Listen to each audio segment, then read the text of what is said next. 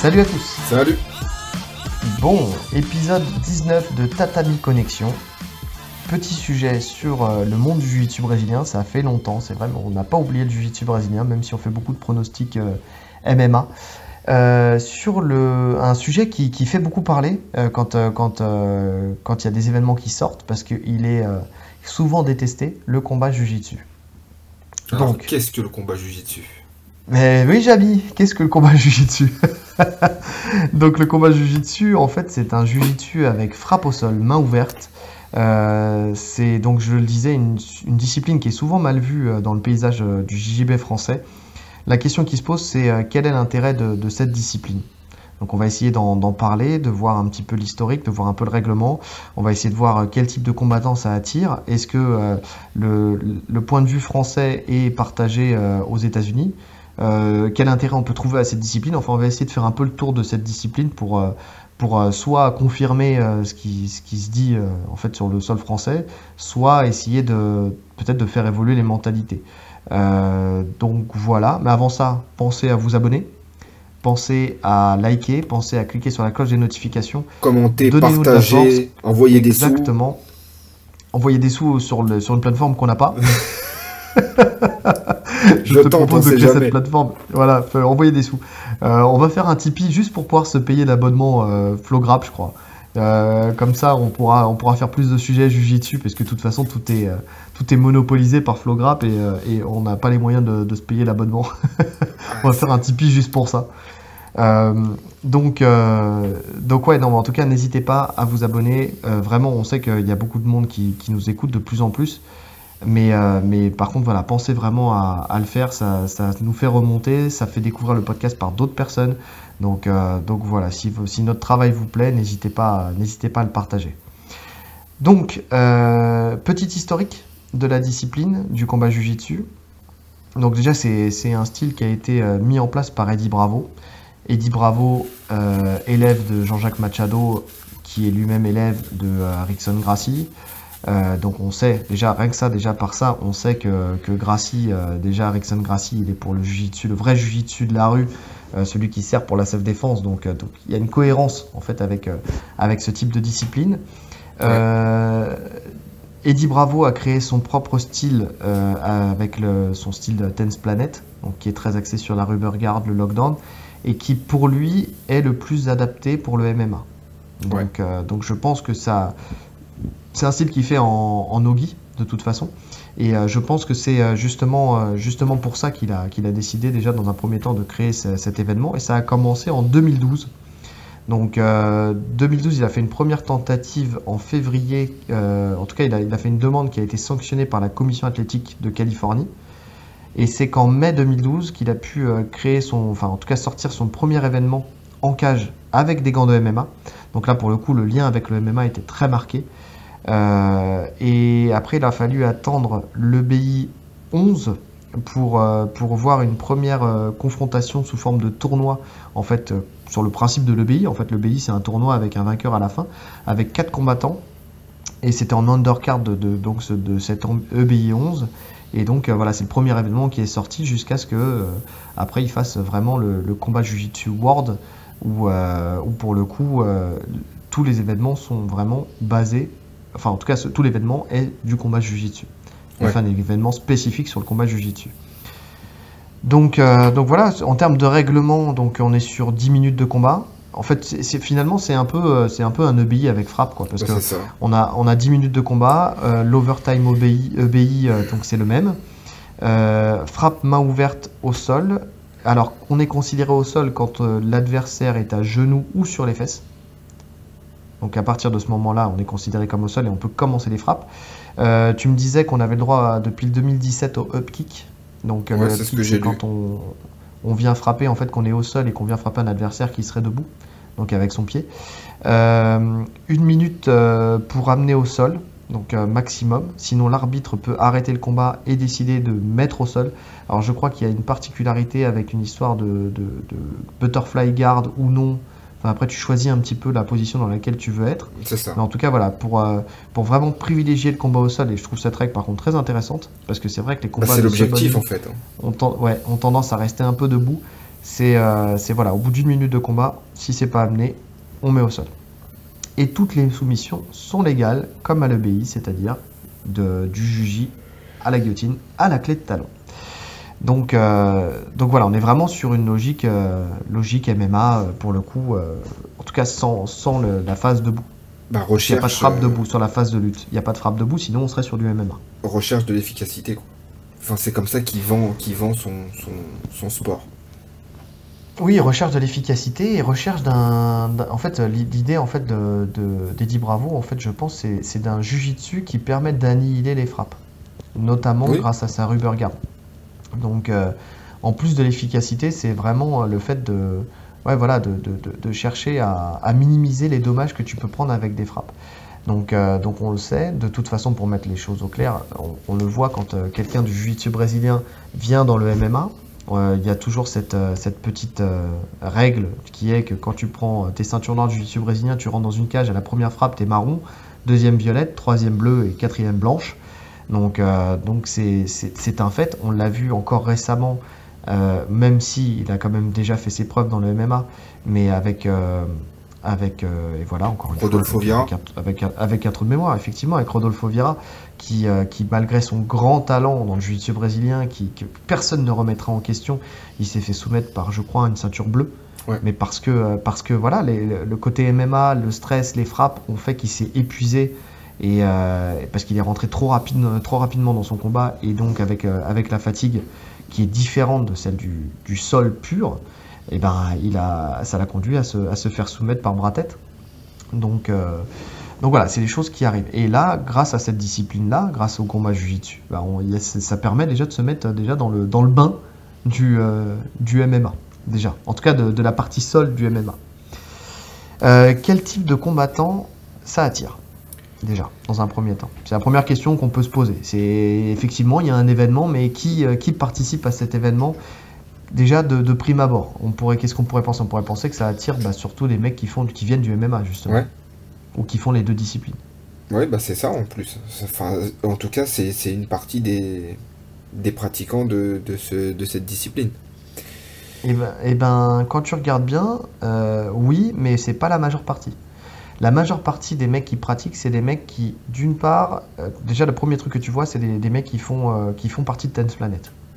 Oui, Alors, bon, ça c'est sûr. déjà, tout simplement parce que Eddie Bravo là-dessus met très en avant ses combattants, que ce soit dans les EBI ou que ce soit dans le combat Jiu-Jitsu, dans le sens où il organise déjà au sein de ses académies, il organise une présélection.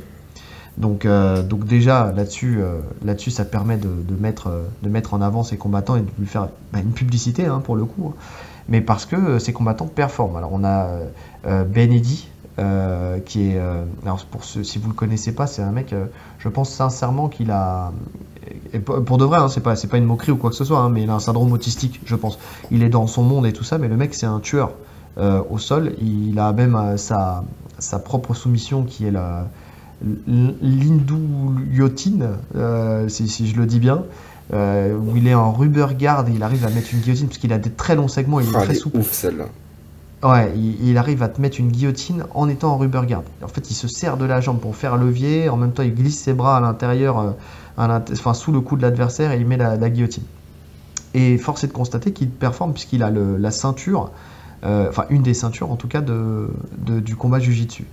Donc c'est quelqu'un qui est bon dans la discipline. D'ailleurs, je crois que Eddie Bravo lui a remis sa ceinture noire après avoir eu la ceinture dans le combat Jiu-Jitsu, sur un événement de combat Jiu-Jitsu. On a Géo Martinez, on a Nathan Orchard. C'est pour citer les grands noms en fait qu'on a l'habitude de voir soit sur du sub only, soit sur justement les EBI. Orchard, c'est pareil, il a aussi une rubber guard à lui, la Death Orchard. Tu sais, c'est quand Oui, oui. tu mets, tu mets viens prendre en fait tu une fermes la rubber guard garde avec les au-dessus deux des bras. épaules. Oui. C'est Et ça, tu mets et le t'attaques double le juji juji. là. C'est ça. Donc voilà, c'est ce genre de mecs en plus qui sont bons et qui sont assez bons en tout cas pour avoir créé un mouvement signature qui est exploité et réutilisé par d'autres personnes. Donc parce que une des forces en fait du Jiu-Jitsu d'Eddie Bravo, c'est que il invite en fait tous ses élèves à être inventifs et à créer leur propre soumission. Tu sais, et c'est fou de voir autant de créativité dans les soumissions à partir, en fait, et c'est ça qui est vraiment très fort, et c'est ça que j'apprécie d'ailleurs dans le style d'Eddie Bravo, c'est que il y a vraiment ce truc à partir du système créé par Eddie Bravo, tu sens qu'il y a encore la possibilité et la place de créer de nouvelles choses. Et des choses efficaces qui fonctionnent sur des compétitions. Donc c'est un truc que j'apprécie énormément. Et donc voilà, et c'est des techniques qui sont notamment utilisées lors de ces événements-là et qu'on a déjà vu sur les événements de combat Jiu-Jitsu. Ouais. Ce qui tend à prouver d'ailleurs que Eddie Bravo n'aurait peut-être pas forcément tort sur le fait, alors c'est peut-être pas le meilleur style, mais en tout cas c'est un style qui est très efficace dans la gestion des frappes pour le sol. Ouais, bon après, moi je suis pas d'accord parce que on parle de frappe, on parle de claque là. On parle pas de frappe. Oui, de frappe main ouverte. Bon, bah va dire ça à Basse Rutten. Oui, non, je suis d'accord. Mais ce que je veux dire, c'est qu'on n'a jamais vu de mec de Eddie Bravo, bon, à part Tony Ferguson qui est un Tony cas à part, Ferguson. mais c'est le seul. Korean Zombie utilise bah, par exemple, il avait mis pas une Electric Chair, mais comment elle s'appelle Oui, cette soumission, Twister. le Twister, il avait mis un Oui, Twister non, à la Eddie Bravo. je parle pas des soumissions. Soumission, ça reste une soumission. Si, t'as. Comment il s'appelle euh, Ah, j'ai un trou de mémoire, qui est combattant de l'UFC aussi, qui fait maintenant, il fait plus que du grappling, il fait plus que et d'ailleurs, il s'est rapproché de Danaher aussi. Il faisait il était beaucoup chez Eddie Bravo. Je n'ai plus son nom. Un Américain. Ça me reviendra. T'en as quelques-uns quand même qui se sont entraînés et qui viennent de chez Eddie Bravo, qui sont beaucoup entraînés avec Eddie Bravo à l'époque et qui ont performé au sol grâce à lui. Sauf qu'on le sait pas toujours, tu vois. Ce que je veux dire, c'est que dans le MMA actuel, on voit pas forcément énormément de rubber guard. Non. Tu vois, alors que c'est Euh, censé être, enfin d'après Eddie Bravo, la meilleure garde pour contrer justement le grand and pound. Ned Diaz. Oui, Ned Diaz. Mais Ned Diaz, ils sont très peu. Ils sont très peu à le faire. ils sont très peu, mais en tout cas, force est de constater que Ned Diaz, tu vois, par exemple, c'est un mec, voilà, qui est réputé pour son sol en MMA, et pour le coup, il s'est beaucoup entraîné aussi avec Eddie Bravo. Bah, de par le fait de Gracie, en fait. Tu sais, il y a Oui, beaucoup de oui. mecs de chez Gracie, tu vois, tu as des connexions parce que Jean-Jacques Machado, ça, comme j'ai dit, l'affiliation, c'est quand même Gracie. Donc, euh, donc voilà. L'autre type de combattant qu'on retrouve beaucoup sur ce genre d'événement, c'est des combattants qui sont rompus au sub-only. Donc, qui sont justement habitués à ce type de gala et d'événements et qui volontiers, en fait, sont toujours dans cette recherche d'efficacité ultime, je pense, et qui, en plus d'éviter le jujitsu au point, vont chercher le jujitsu avec frappe. Ah, c'est ça. Et on commence aussi à voir, et c'est pour ça que ça sera un petit point d'accroche justement sur le fait de est-ce que aux États-Unis notamment, est-ce qu'on partage le même point de vue qu'en France? Il y a aussi des combattants de IBJJF qui commencent à combattre justement sur ce type d'événement, puisqu'on a pu voir Ked Ruotolo, il y a Yuri Simosh, il y a Bia Mesquita. Tu vois, donc c'est quand même des grands noms, c'est des gens qui ont performé, qui ont soit gagné la DCC, soit qui sont soit champions du monde de jiu-jitsu brésilien. Donc voilà, bon après, là il y en a deux sur les trois qui font du MMA aussi. Bia Mesquita, en tout cas, je sais pas si elle l'a déjà fait, mais elle parle de transition vers le MMA. Et Yuri Simosh, il a combattu à l'UFC, si mes souvenirs sont bons. Donc lui, Oui, il le est au MMA, One. il est au ONE FC maintenant, ouais, effectivement. Et donc il sait ce que c'est. Il y a aussi, pour le coup, mais ça ne s'est pas fait, il y avait les mecs d'Anair Squad qui devaient combattre, qui n'ont pas combattu. Il y avait Gary Tonon qui devait combattre, qui n'a pas combattu, et je pense que ça a dû concorder avec son entrée au One, et je pense que c'est pour ça qu'il n'avait pas combattu à l'époque. Et il y avait eu aussi toute tu sais, la provocation, et ça s'est pas fait, et ça c'est dommage, entre Gordon Ryan et Verdum, qui Oui, devaient s'affronter sur un combat de Jiu-Jitsu. oui. Bah à la base, c'était sur Donc ce combat qu'il devait faire ses débuts. c'était sur ce combat, ses débuts en quoi? En combat Jiu-Jitsu. Oui, voilà, il devait commencer là-dessus, et puis finalement il n'a jamais passé le cap, et il n'a jamais fait de combat Jiu-Jitsu. Et donc voilà, mais il y avait eu cette provocation à l'époque pour que les deux s'affrontent. Donc tu sens que le combat Jiu-Jitsu sert aussi un peu d'appui de com, tu sais, pour certaines comment dire, rivalités qu'on aurait dans le Jiu-Jitsu et qu'on voudrait régler avec plus qu'une guillotine ou qu'une clé de talon. Ouais, c'est clair, c'est clair. Donc, donc voilà. Mais en tout cas, voilà, quand tu regardes bien, tu te rends compte que ça commence à attirer, parce que la Ked Ruotolo, par exemple, c'était sur le dernier événement qu'il a combattu d'ailleurs avec Il a gagné brio, d'ailleurs. puisqu'il a remporté la ceinture. Et c'est là où il y avait, sur ce même événement, je crois qu'il y avait Bia Mesquita. Donc pour le coup, là, en fait, on commence à sortir un peu du carcan du sub-only pour attirer de nouvelles personnes. Comme si la discipline trouvait grâce, en fait, aux yeux de l'élite, je mets des guillemets, du jiu-jitsu mondial. Tu vois? Alors, Et que pour moi, c'est pas qu'elle potentiellement, ça trouve, pourrait attirer du monde. pour moi, c'est pas qu'elle trouve grâce, c'est juste que ça paye en fait. Tu vois, Aussi. là on est sur des sportifs professionnels, donc qui font carrière. Donc en France, on n'a pas du tout la même vision, parce qu'il y a personne qui vit de compétition, de jiu-jitsu, tu vois. Mais si les compétiteurs demain on leur disait, bah là tu peux te faire de l'argent, tu fais la même chose, mais tu rajoutes des gifles, bah vas-y, hein, j'y vais, hein.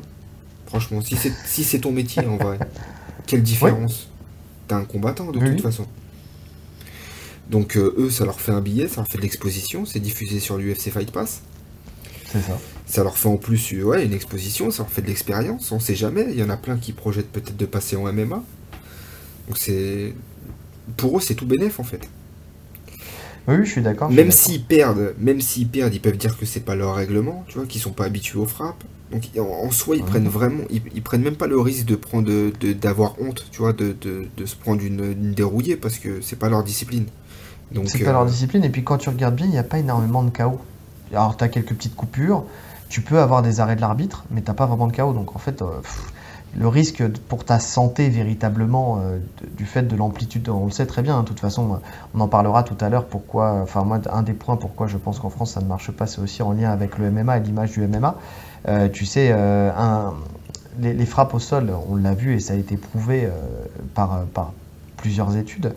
Le manque d'amplitude des frappes fait qu'il n'y a pas tant de risques que ça de les prendre, tu vois. Et d'autant plus quand c'est des gifles et que c'est pas des parpaings avec des gants de 4 onces, tu vois. Donc pour le coup le risque pour ta santé, il n'est pas énorme, il n'est pas beaucoup plus grand que quand tu fais un simple gala de sub-only en fait à la soumission avec des clés de talon. Donc, euh, donc oui, je suis d'accord avec ça. Est-ce que tu penses pas d'ailleurs que la mauvaise image de la discipline en France venait aussi du fait que ça attirait justement en priorité que des mecs du sub-only, et que maintenant qu'il y a des mecs du circuit BJJF qui vont commencer à faire leur apparition là-dedans, ça va pas attirer un peu plus l'attention et peut-être changer les mentalités au fur et à mesure. Alors peut-être pas des combats, peut-être pas des pratiquants à proprement dit, mais du public un peu plus novice. non, je pense pas. Pour moi, c'est vraiment, bon, là, on parle de la discipline, c'est vraiment la fausse bonne idée en fait. En tout cas pour nous, Français. Ouais, En fait, un sport pour qu'il fonctionne vraiment, il faut qu'il y ait, allez, sur 100% des gens qui regardent, 90% du public, il faut que ça soit des gens lambda, tu vois. Pas forcément des pratiquants. Les ouais, pratiquants, finalement, ils sont très peu à regarder une discipline. Ça représente, ouais. tu vois, sur le MMA, les mecs qui regardent l'UFC, en tant que pratiquants, c'est vraiment une petite minorité. Le reste, c'est des gens qui pratiquent pas. Et le problème, c'est que le sol, déjà, en temps normal, c'est compliqué à regarder. Pour les gens qui connaissent pas, justement. C'est Ouais. difficile de passionner quelqu'un à regarder du sol. Bah, c'est dur à lire. Bah voilà, quand il connaît rien, c'est compliqué. Et le fait de mettre des frappes, bah finalement, ça change pas grand-chose. Mais Ça c'est là où je change. suis pas d'accord avec toi pour une personne novice. Parce que quand tu regardes, enfin, après c'est une question de point de vue, hein, mais quand tu regardes un débutant, justement, quand il voit que du sol, effectivement, il a du mal, il n'a pas les clés pour lire ce qui se passe. Il voit que de personnes qui se roulent par terre. Mais à partir du moment où il y a des frappes, là, il commence à comprendre. Tu vois ce que je veux dire? Ça commence à être plus clair dans sa tête. Il se dit, ah oui, il frappe, donc il domine. Tu sais, c'est pour ça que quand tu vois, par exemple, à l'UFC, les gens préfèrent voir des échanges en boxe que de voir des échanges au sol. Enfin, de voir le combat qui dure au sol.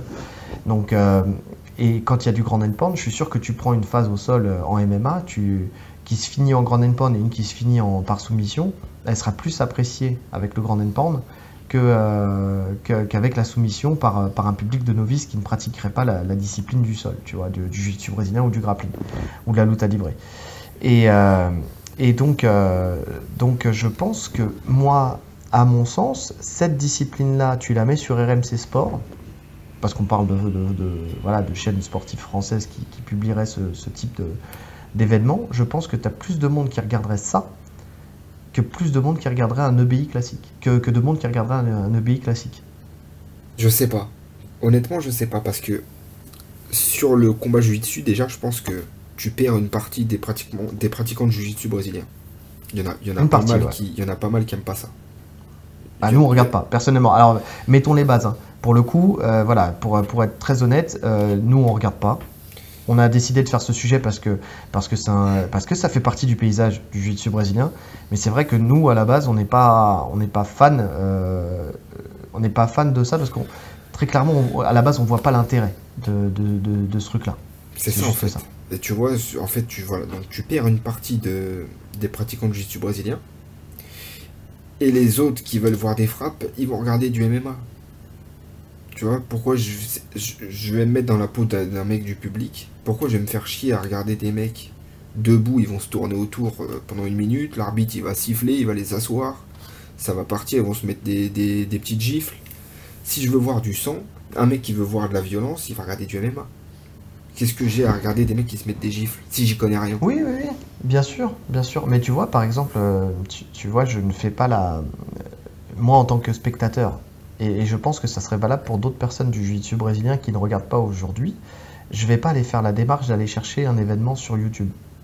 Tu vas taper combat jiu-jitsu et d'aller regarder. Même si je sais que c'est sorti et que tu peux le voir, je vais pas faire cette démarche-là, tu vois. Mais demain, ça passe à la télé. Ça passe à la télé, je regarde, tu vois. Et je pense qu'il y a plein de gens qui vont regarder. Et j'ai bien regardé les championnats du monde de fléchettes. Ah, je peux bien regarder du combat jiu-jitsu. Là, toi, t'as un cas spécial.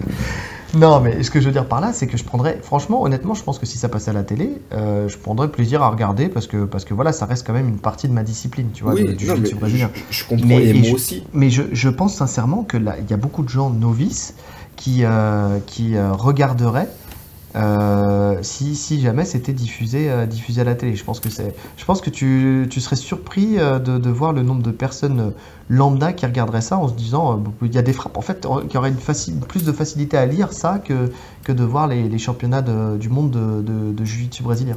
Tu vois? Franchement, je sais pas. Honnêtement, je sais pas. Parce que je pense Ça que serait. le jiu-jitsu brésilien a quand même un certain public, hein. Alors, déjà, tous les pratiquants de jiu-jitsu Et regarderaient, c'est tout. tu vois. Oui, non mais c'est tout. Les pratiquants de judo, enfin, de Je sport de suis pas sûr. préhension, même des mecs de MMA kiffent le jiu-jitsu, tu vois. Ouais, mais je suis pas tant sûr que ça. Je pense que c'est plus les gens qui pratiquent le jiu-jitsu brésilien. Le judo, je pense qu'ils regarderaient pas. Moi, je sais pas. Sincèrement, je pense que quelqu'un qui est pur judo, voilà, qui ne regarderait pas parce que, en fait, finalement, le sol, le sol poussé comme ça se trouve, ça le saoulerait. Tu vois, y a pas assez parce qu'il n'y a pas assez de technique debout. Il dirait, oh, de toute façon, c'est pas propre debout, c'est pas du vrai judo. Tu vois, je ne sais pas, je suis pas persuadé. C'est à vous de nous dire ce que vous en pensez en commentaire, mais je suis pas persuadé. Continuons. Donc, est-ce que ça fait une vraie transition pour le MMA, cette discipline-là? À ton avis, est-ce que tu penses que quelqu'un qui fait du sol, parce qu'on le prendrait comme ça, quelqu'un qui fait du sol euh, pourrait se dire, tiens, je voudrais me mettre au MMA, mais tiens, je vais tester, voir quand même le combat Jiu-Jitsu d'abord, voir si je suis quand même apte à, enfin si j'aime ça, quoi, si ça va me plaire ou pas. Est-ce que tu Non, penses que ça fait une vraie transition? non, pas du tout.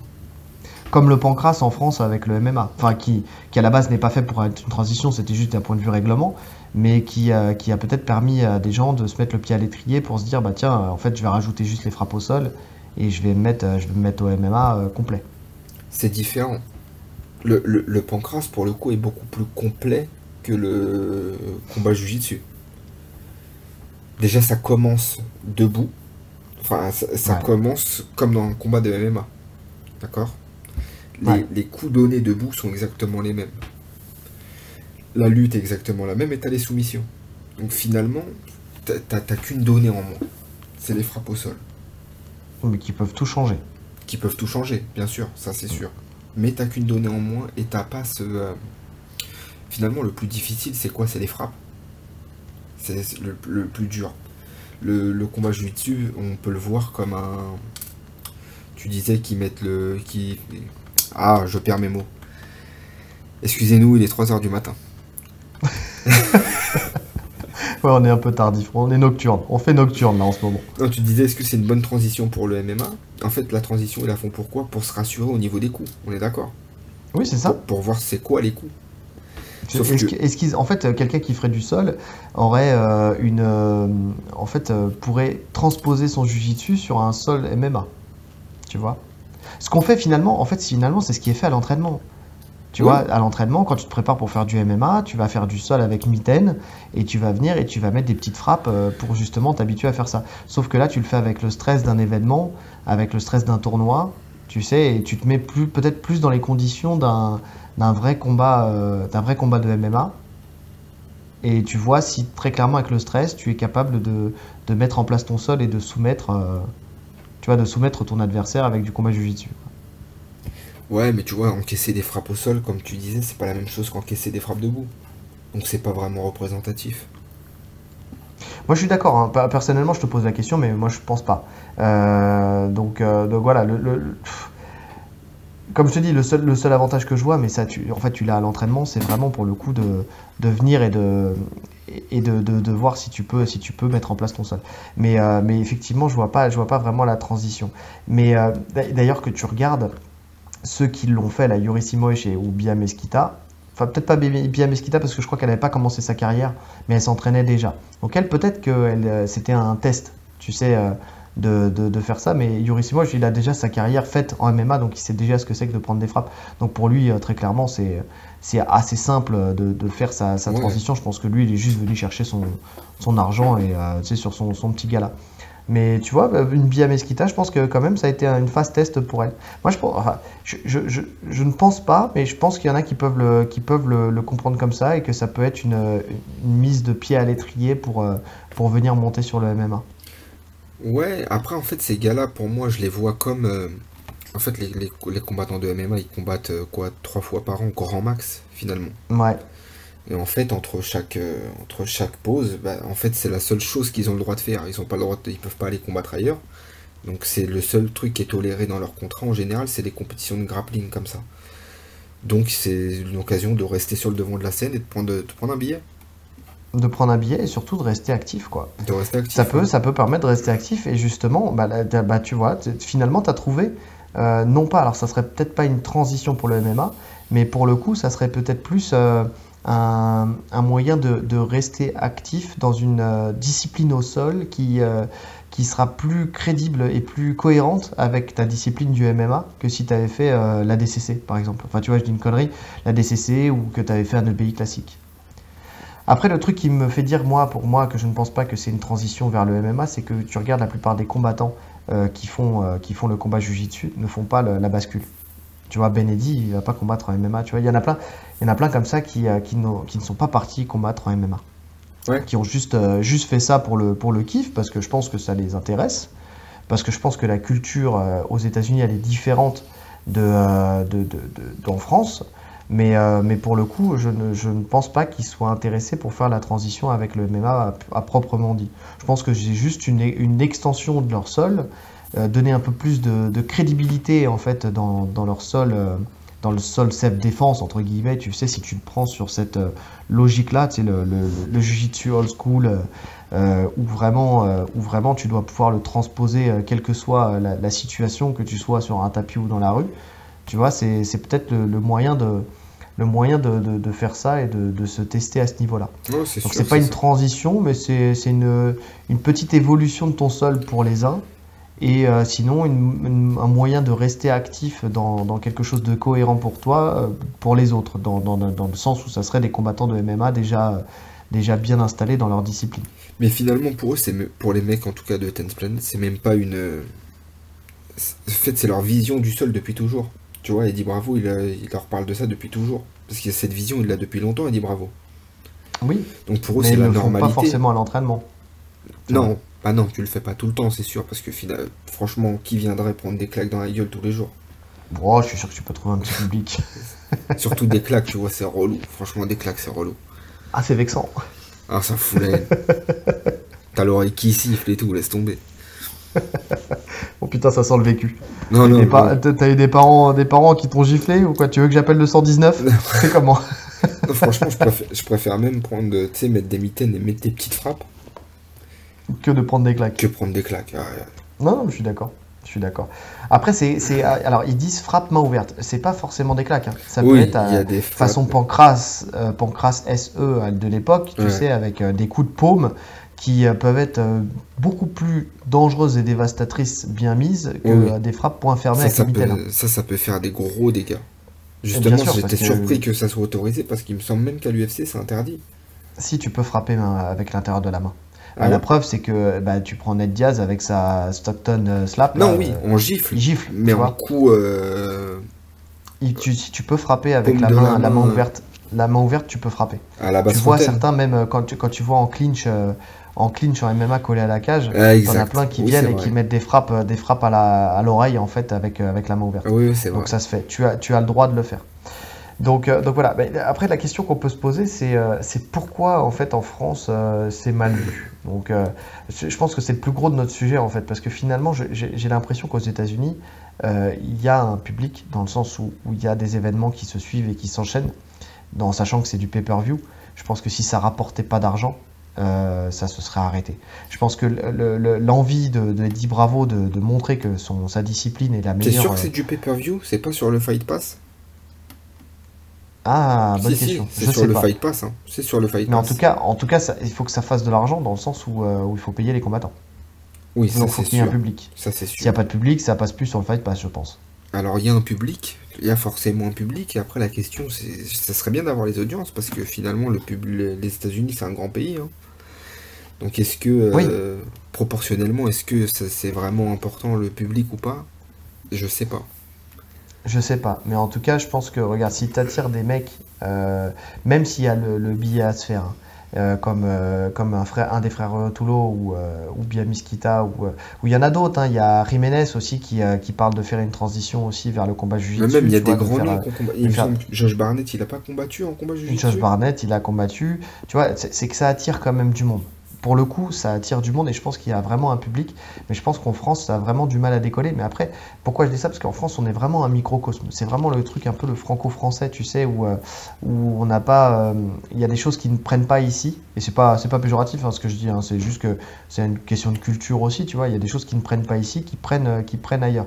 Il y a toute une notion. Mais d'ailleurs, voilà, une des premières choses que j'ai noté pourquoi c'est mal vu en France. On n'a pas la même notion de sport-spectacle Ouais, qu'aux États-Unis, d'une part, dans le sens où tu vois que le sub-only a du mal aussi à percer et à être regardé en France. Tu sais, ouais. quand tu parles sur les tapis dans un club de jiu-jitsu traditionnel, je pense on a beaucoup, beaucoup de puristes du jiu-jitsu brésilien en France qui, déjà d'une part, ont du mal à voir du nogi, tu sais, et encore moins à voir du sub-only et à se mettre au sub-only. Et tu le vois d'ailleurs quand un gala de sub-only est organisé, il n'y a pas énormément de monde qui vient. Et ceux qui le font, on en a déjà parlé, n'ont pas forcément la logique du sub-only. Même si ça commence à venir, ils sont dans une logique de combat au point et pas dans une logique sub-only. Tu sais, il y a vraiment encore, on sent que c'est encore trop frais en Ouais. France pour vraiment prendre de l'ampleur. Et je pense que déjà, comme le sub-only ne prend pas de l'ampleur, si tu rajoutes en plus des frappes et les gens ne voient pas l'intérêt de ces frappes, je pense que c'est encore pire pour le coup. Donc je pense que c'est pour ça aussi qu'en France, il y a pas ça a du mal à décoller, il y a pas vraiment d'intérêt en fait pour cette discipline-là. Pour Je l'instant. pense que c'est Parce que vraiment ça ça, finalement ça pour va l'instant. évoluer avec les générations.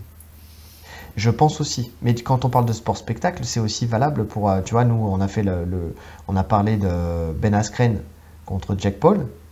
Tu vois, on s'est dit, et il y en a beaucoup qui nous ont mis des commentaires en disant comme quoi, bah, eux aussi ne voyaient pas l'intérêt et qu'ils s'en foutaient un petit peu de ce truc-là et que c'était pas forcément quelque chose de positif pour la discipline.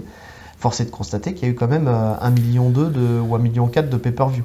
Et Donc ça veut dire qu'aux oui, États-Unis, ça cartonne. ça a cartonné et il y en aura d'autres. Et donc c'est pour ça que je te dis que je pense que le combat Jiu-Jitsu, pour le coup, fonctionne beaucoup mieux aux États-Unis avec un public qui a plus l'habitude de regarder ces trucs-là et qui peut trouver un intérêt à regarder ce type de discipline que nous en France, qui ne sommes pas en fait encore, on n'a pas encore un œil habitué à ce type d'événement.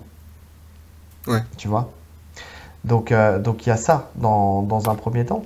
Euh, donc trop de puristes, alors que c'est marrant parce que trop de puristes, beaucoup de puristes, enfin en tout cas une majorité de puristes du jiu-jitsu brésilien.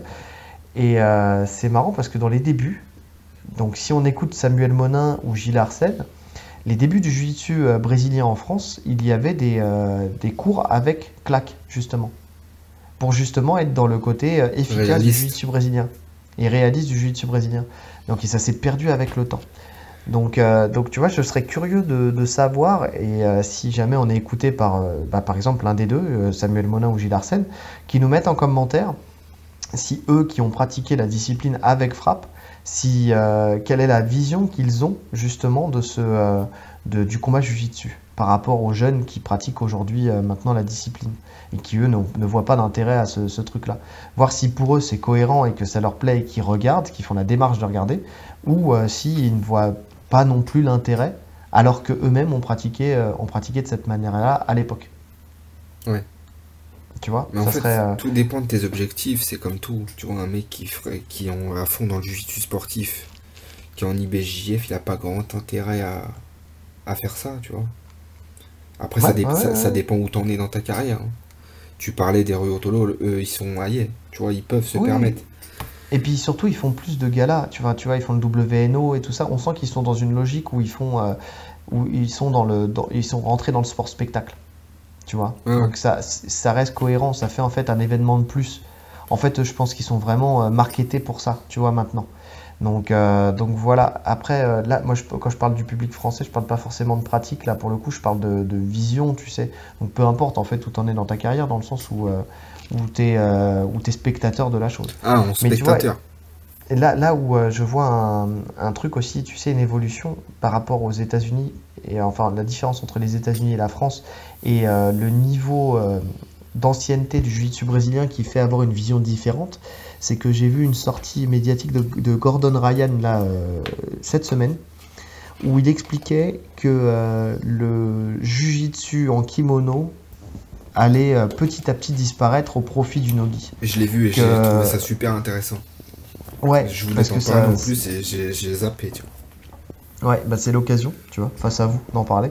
Et je pense que, tu vois, il y a vraiment une évolution, et je le crois, parce qu'on pourrait dire, oui, bien sûr, il dit ça parce qu'il a pas envie de se mettre au kimono, il a peur du Non, non, mais kimono, c'est vrai que tu sais, moi, ça m'a tilté dans la tête quand il a dit ça. Parce que ben, et très clairement, c'est possible.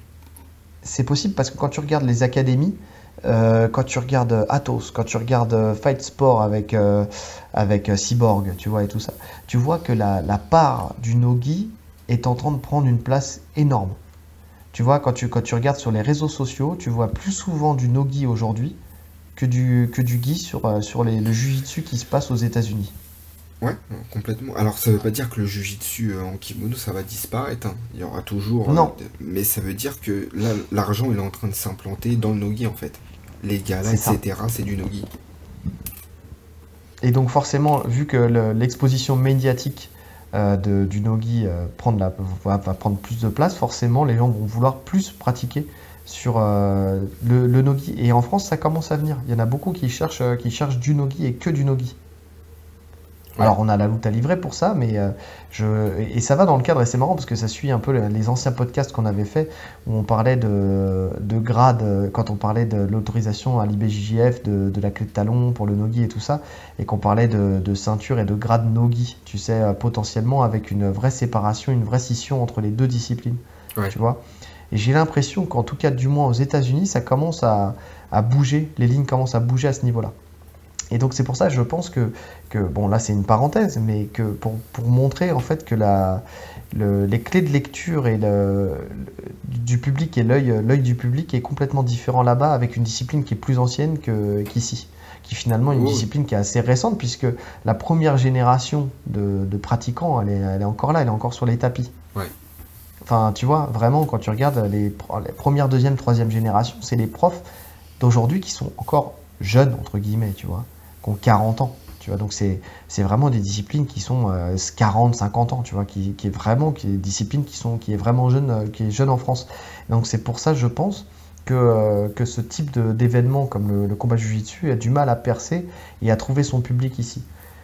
D'ailleurs, je pense que c'est lié aussi, et c'est pareil, c'est un peu parallèle avec l'arrivée tardive du MMA, qui avait une image qui était aussi très décriée et très mauvaise en France, qui là va commencer à changer parce qu'on vient d'être légalisé. Et une des choses qui posait problème dans le MMA, c'était justement ces mêmes frappes au sol. Ouais. Il y avait la cage et tu avais les frappes au sol. Donc quand tu regardes, tu sens une cohérence quand même dans le fait que justement il n'y ait pas vraiment d'appétence et d'amour pour le combat jiu-jitsu. Je pense que les deux sont liés, tu sais. Il y a vraiment ce truc où on te met, où dans notre tête on a encore ce sentiment envers le MMA pour la plupart des gens, tu sais, comme quoi frapper quelqu'un au sol, c'est pas quelque chose de correct, tu vois.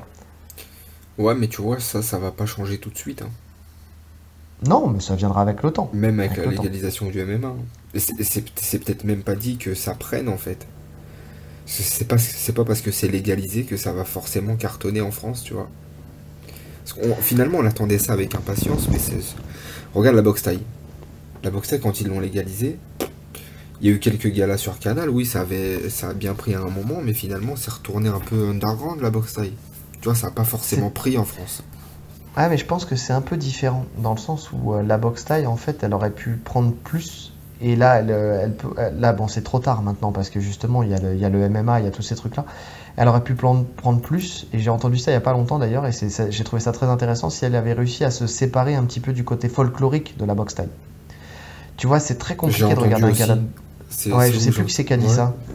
on a entendu le même truc. Ouais, et c'est dans le sens où t'as la musique de fond, tu sais, t'as le rituel, t'as le ramouet, t'as tous ces trucs-là, qui fait que si t'es pas vraiment passionné, c'est très dur à regarder un gala de boxe thaï. En plus du fait que un combat de boxe thaï, c'est très lent, tu vois, c'est dû à toi, à moi, c'est à celui qui lâchera le premier, tu vois. C'est pas comme du kickboxing, c'est pas comme le K1, c'est pas comme le Glory, où là tu sens qu'il y a un vrai spectacle et il y a de la boxe, et d'ailleurs tu le vois de toute façon, notamment sur RMC, tu vois plus souvent le Glory que tu vois des combats de boxe thaï.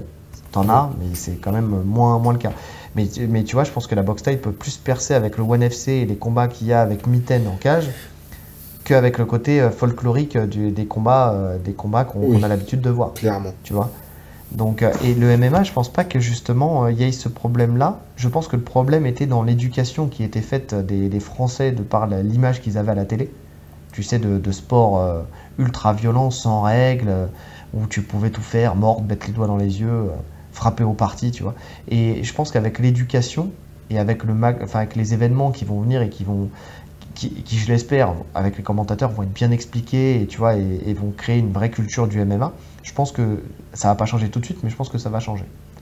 On est complètement dévié du sujet, mais Complètement. je pense que ça va changer. Non, mais en fait, dévié sans l'être, parce que dans le sens où tu vois, c'est pareil. En fait, quand tu vas démystifier la frappe au sol, tu pourras démystifier aussi le combat jiu-jitsu, tu vois.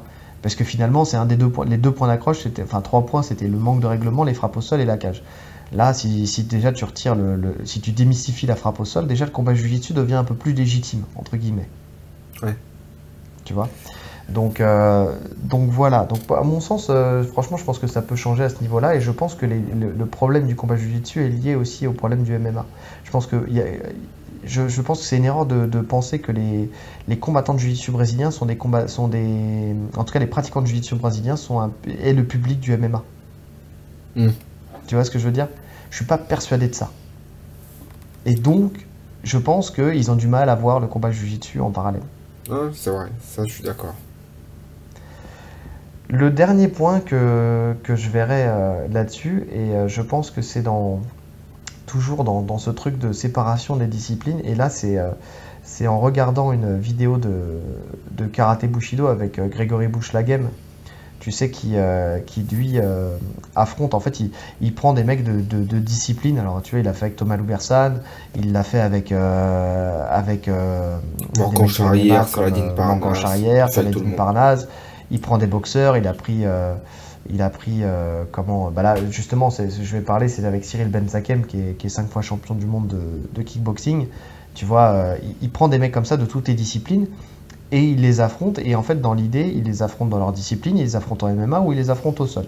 Tu vois, il essaie de faire ça. En même temps, pour lui, ça lui permet de pouvoir briller dans une des disciplines. Parce que voilà, c'est quand tu affrontes un mec en boxe anglaise et que tu fais de la boxe pied-point ou du MMA, forcément, tu sais que tu vas te faire allumer. Et il le sait très bien. Et à juste titre, en fait, il veut les amener aussi sur son terrain et dans son domaine. Et durant cet épisode avec Cyril Benzakem, il y a juste un moment, c'est très furtif, où il explique qu'il a plus de facilité à faire du MMA à des mecs de la boxe qu'à des mecs du sol. Et en fait, de la manière dont il le dit, tu sais, c'est vraiment, tu sais, tu pourrais croire, alors je sais pas hein, si c'est le cas ou pas, si tu nous écoutes, Greg MMA, tu peux nous le mettre en commentaire, mais tu as vraiment cette impression, tu sais, de côté un peu, les mecs de la boxe ont peut-être un peu plus de courage que les mecs du sol, tu sais, pour pouvoir faire du MMA. Bah, c'est Mais je vrai. pense que la vraie. Mais ouais, mais je pense que c'est justifié par leur discipline. Oui, Dans le clairement. sens où. Mais où, c'est pas une question de courage, c'est une question d'habitude, de rapport avec la violence, tu vois. Très souvent, un mec qui fait du jiu-jitsu, il le fait. Alors, pas tout le monde, hein. Maintenant le jiu-jitsu est une discipline à part entière. Mais avant, il y avait beaucoup de gens qui venaient du MMA, qui se rendaient compte que le MMA c'était peut-être un peu trop dur, ou en tout cas qui étaient passionnés par le MMA, et qui ont fait que du jiu-jitsu après, tu vois, pour garder ce côté de la discipline du MMA, mais qui n'a pas de frappe. Tu vois ce que je veux dire? Oui, non, mais je vois très bien ce que tu veux dire. Moi, je pense que c'est aussi le rapport avec le bénéfice-risque. Tu vois, on parle beaucoup de bénéfice-risque pour les vaccins, là. Ben, on va le transposer dans son dire, dans les dires de Grégory. Je t'appelle Grégory, oui, je t'appelle Grégory, de Greg MMA. Dans le sens où il est 3 heures du match, je suis éclaté. Donc, dans le sens où quand tu as l'habitude de prendre des frappes, tu sais, te faire soumettre, finalement, c'est pas C'est que quelque dalle. chose d'extraordinaire, tu vois. Et même si tu prends des frappes au sol, finalement, tu sais ce que c'est que de prendre une frappe. Par contre, quand tu as l'habitude de prendre des soumissions et que d'un coup, on te commence à te mettre des parpaings, là, c'est une autre histoire. Et je pense que la transition est plus dure dans ce sens-là que dans l'autre, tu vois. Clairement. Donc, et c'est pour ça, tu vois, quand on remonte un cran plus haut dans nos dires, peut-être que effectivement, pour certains, ça peut être une transition pour le MMA, dans le sens où tu prends, je vais te donner un exemple, tu vois, un mec qui a une excellente lutte, donc qui très clairement peut t'amener au sol, quelle que soit ta boxe, tu vois. Parce que ça arrive, hein, t'en as Oui, oui, certains qui bien frappent sûr. très peu, que juste qui envoient des frappes mythos pour amener leur lutte. C'est un peu le principe de la carrière, un petit peu de Royce Gracie, hein, quand tu regardes. Non, mais Il là, venait, c'était il, même il- pas. il Ouais. restait à C'était distance, même et pas puis des il venait, frappes. oui, c'était des feintes. Et après, il t'emmenait au sol et il t'emmenait dans son monde. Il te noyait dans son monde, tu vois. Mais quelqu'un qui serait dans cet objectif-là, tu vois, de juste chercher à t'amener au sol et après travailler son sol pour te soumettre. En fait, pour lui, ça serait tout bénef d'avoir une discipline comme le combat Jiu-Jitsu qui juste te prépare à apprendre à travailler avec les frappes au sol, tu vois. Bah oui, mais Quitte à non. travailler ta boxe après par la suite. Ouais, mais non, parce que en fait, la clé pour ce mec-là, ça serait justement de travailler sur le debout. Tu vois, sur comment casser la distance sans prendre de frappe. Donc ça serait de faire du pancras finalement la clé pour lui. Oui et non, parce que quand tu te retrouves au sol après, enfin oui, oui, je suis d'accord, mais quand tu te retrouves au sol, tu as quand même la dimension des frappes, et tu sais très bien que les frappes au sol, ça peut tout changer dans ton sol. Enfin, tu ne te combats pas. J'ai un exemple tout bête, tu sais, j'ai un mec au jiu-jitsu brésilien qui m'a dit, ouais, j'aimerais bien me mettre au MMA, qui n'avait jamais mis une frappe au sol, tu vois, jamais. Il savait pas ce que c'était. Il avait jamais pris ni mis une frappe au sol. Je viens et puis je lui dis bon bah écoute si tu veux un jour ce qu'on fera c'est que on se fera un combat tu vas me faire plein de bruit de parasites avec tes bouteilles d'eau et tes chaises depuis tout à l'heure. Excuse-moi d'avoir soif. Donc, qu'est-ce que je veux dire? Il vient, je lui ai dit, écoute, une fois, ce qu'on fera, si tu veux vraiment savoir ce que ça fait, on se mettra juste des petits coups, tu sais, au sol. Le mec est très bon en jiu-jitsu brésilien. Il est passé violette il n'y a pas longtemps, mais en tout cas, voilà, c'est un gros physique, c'est un compétiteur et tout ça. Donc voilà.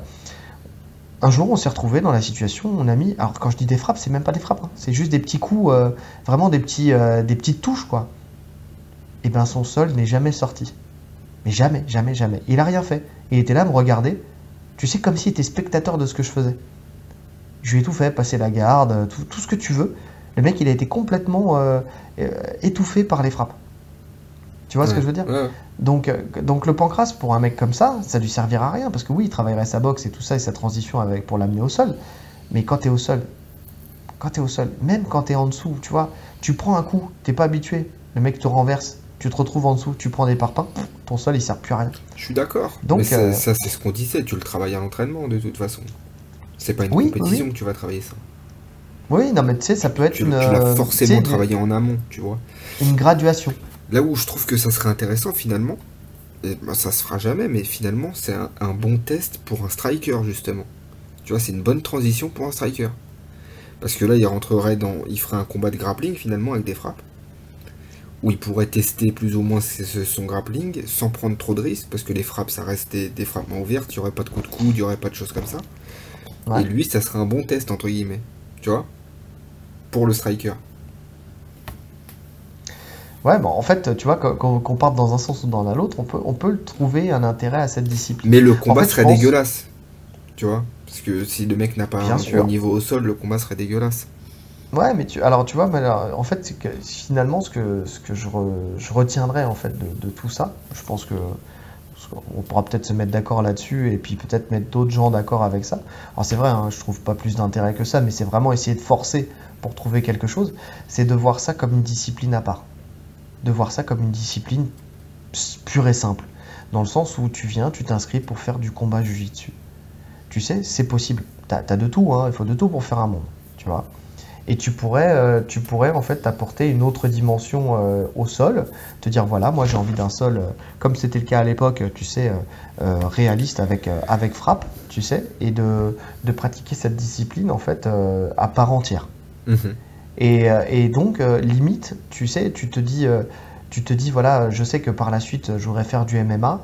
Et ben, j'ai envie de commencer tranquillement. Je vais travailler mon sol, mais au lieu de faire de la lutte à livrer ou du grappling ou n'importe quoi, je vais tout de suite faire un sol utile à ma transition vers le MMA et pratiquer le combat jiu-jitsu. Ouais. C'est une possibilité. Mais là où je serais d'accord, et en fait ce qui serait bien pour cette chose-là, ça serait que les combats se déroulent dans une cage, comme ça a été fait au début. Ouais, Là pour le coup ça aurait un vrai intérêt, parce que le travail contre la cage il est primordial actuellement en MMA. bien sûr. Et de mettre des mitaines et de mettre finalement un vrai grand endpoint, tu vois. Même si à la limite tu veux faire une version plus soft où tu mets pas les coups de coude, mais pouvoir mettre au moins des vraies frappes, tu vois, des coups de poing marteau. Et là ça aurait un vrai intérêt. Et là ça ferait une vraie transition pour des mecs du jiu-jitsu. Parce Ouais, que ouais, c'est frapper vrai. main ouverte, il y a des angles où tu peux pas faire de dégâts. Tu vois, il y a des angles où tu peux pas générer de force. Alors que le poing fermé en coup de poing marteau, Avec un marteau, ouais. tu peux faire du mal. En fait, à chaque tentative de soumission que la personne va rater, potentiellement tu peux la punir en coup de poing marteau. Ce que tu peux pas faire avec la main ouverte. La main Bien ouverte, sûr. pour avoir de la force, il faut avoir un certain angle au niveau de ton bras qui fait que finalement t'es pas très dangereux. T'es pas très Mais je dangereux. pense que, je pense honnêtement que tu mets le doigt sur quelque chose et je pense que c'est volontaire dans le sens où, comme l'idée c'était quand même de faire briller les combattants Tennis Planet, tu sais, il fallait faire en sorte de trouver une solution pour que les frappes soient obligatoirement avec de l'amplitude, puisque en fait c'est ça, c'est si tu retires, si tu fermes le poing, tu peux minimiser l'amplitude de tes frappes. Si tu as la main Mhm. ouverte, tu es obligé d'ouvrir pour frapper. Ce qui crée en fait de l'espace pour pouvoir mettre en place son jiu-jitsu. Alors d'une part, c'est intéressant. Alors il faut le voir sous plein d'angles. Tu vois, finalement, ça, ce truc-là que tu viens de dire, d'une part, c'est intéressant pour les combattants de jiu-jitsu brésilien parce que c'est plus facile à lire. Mais après, d'un point de vue spectacle, c'est aussi intéressant parce que c'est plus facile à lire. Tu vois, c'est-à-dire que si tu fais une discipline qui est médiatisée, qui est mise à la télé, tu vois, parce que finalement c'est mis à la télé, tu vois, et que tu fais du grand handpan classique, finalement tu as plein de choses qui vont se passer qui vont être très peu lisibles par le public. Alors qu'à partir du moment où tu as les mains ouvertes et que tu es obligé de prendre de l'amplitude, forcément l'amplitude des coups fait que visuellement à la télé c'est quand même plus intéressant. Tu vois, c'est plus esthétique, entre guillemets. Tu vois, ça délie un peu le jeu et ça permet de créer de l'espace. Tu vois, ça évite d'avoir un combattant qui se colle à toi et qui juste te met des petits marteaux, tu sais, comme on le voit à Alors, l'entraînement des je fois sais en pas local. si c'est moi qui ai l'habitude de regarder du MMA, mais tu vois, je trouve ça dégueu, les gifles. Visuellement, tu vois, quand je regarde ça, ça me. Des fois, ça fait chiffonnier un peu, je trouve. Des mecs qui se mettent des tartes comme ça, des fois, ça part dans tous les sens, tu vois. J'aime pas. Si on parle justement de visuel, je préfère avoir des gants, mais un grand handpan simple, enfin classique, coup de poing marteau. Je trouve ça visuellement plus beau. Ouais, peut-être, peut-être, peut-être. Mais je te dis, moi je pense que c'est plus pour ça que ça a été fait. En tout cas, dans l'idée, je pense que le but recherché, c'était peut-être ça. Moi, je pense pas. Moi, je pense que le but recherché, c'est que s'il mettait un vrai grand handpan, il aurait pas trouvé de combattant pour le faire, tout simplement. Ouais, aussi, peut-être. Peut-être. Et ou alors aussi, et c'est là. Putain, finalement, ça fait beaucoup de aussi. Aussi numéro 4. Peut-être que c'est aussi parce que les combats finiraient plus par arrêt de l'arbitre, plus facilement, que par soumission, et que le but est quand même de développer un jiu-jitsu brésilien et qu'il y ait quand même la chance de pouvoir mettre des soumissions. Ouais, ouais, c'est vrai. Et puis après, il y a d'autres raisons. Ils se fermeraient la porte des mecs du MMA, tu vois, qui sont sous contrat. À partir du moment où il y a des frappes, enfin des vraies frappes où ils peuvent avoir des commotions, je pense pas que les organisations les laisseraient combattre dans cette organisation aussi. Ouais, c'est possible aussi. Là, pour le coup, avec des gifs, le risque est quand même très limité, tu vois. Là, je pense qu'il va falloir qu'on contacte Eddie Bravo pour avoir un peu d'éclaircissement là-dessus. Et je Ouais. pense qu'on parlera aussi de la théorie de la Terre plate parce que c'est un peu son créneau aussi. Donc voilà.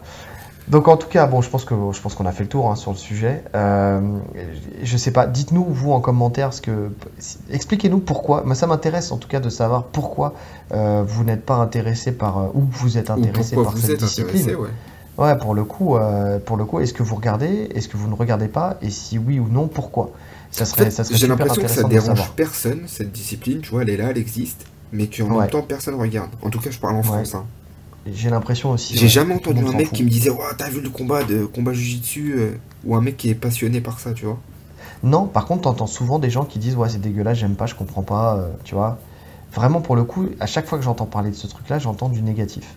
Mais ça Ouais. m'intéresse de savoir s'il y en a qui trouvent du positif à cette discipline, pourquoi, et le négatif, pourquoi. Vraiment, ça m'intéresse. Parce que nous, on se questionne. Là, on a essayé de faire un peu le tour. On a essayé de gratter et de creuser. Franchement, on a fait les forceurs là pour essayer de trouver un intérêt à la discipline.